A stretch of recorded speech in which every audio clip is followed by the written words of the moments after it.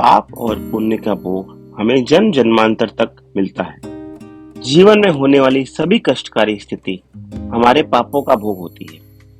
वहीं हमारे जीवन में होने वाली सुस्थितियां हमें हमारे पितरों के सुकर्मों के कारण प्राप्त होती है।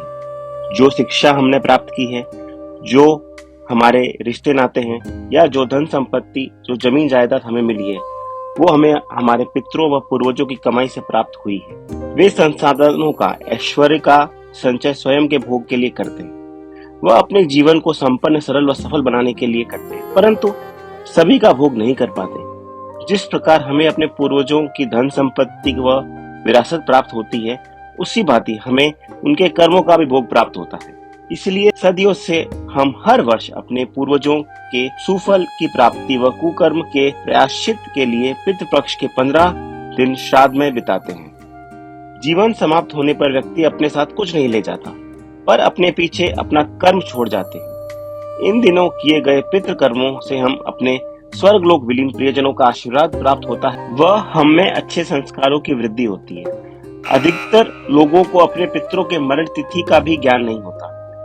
मेरा घर, मेरा पैसा, मेरी जमीन, मेरा हक करने में लगे रहते हैं और अपने पितरों के जाने के शोक का ढोंग करते हैं, ताकि स्वयं की इज्जत सम्मान बना रहे।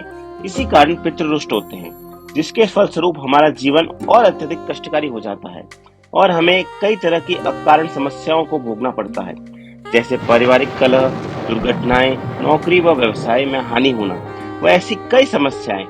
पर इन सब समस्याओं से बहुत सफलता पूर्वक बचा जा सकता है।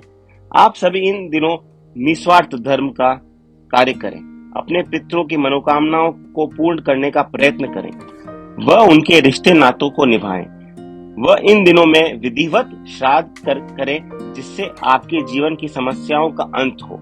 यह आदिकाल से चली आ रही परंपरा श्री कृष्ण द्वारा रचित इस पृथ्वी पर जन्मे प्रत्येक मनुष्य द्वारा किए जाने वाला कर्म है, जिसे पूर्ण कर हम अपने पापों का भोग कम करते हैं, वह अपने जीवन को पुण्य के माध्यम से पूर्णता की ओर ले जाते हैं। हमारे जीवन की कमियों को दूर करने व पूर्णता प्राप्त करने की यह क्रिया श्राद्ध कर्म है। आप सभी साधक इस पितृपक्ष के काल में सद्गुरुदेव जी से पितृ शांति मोक्ष प्राप्ति दीक्षा अवश्य ही लें।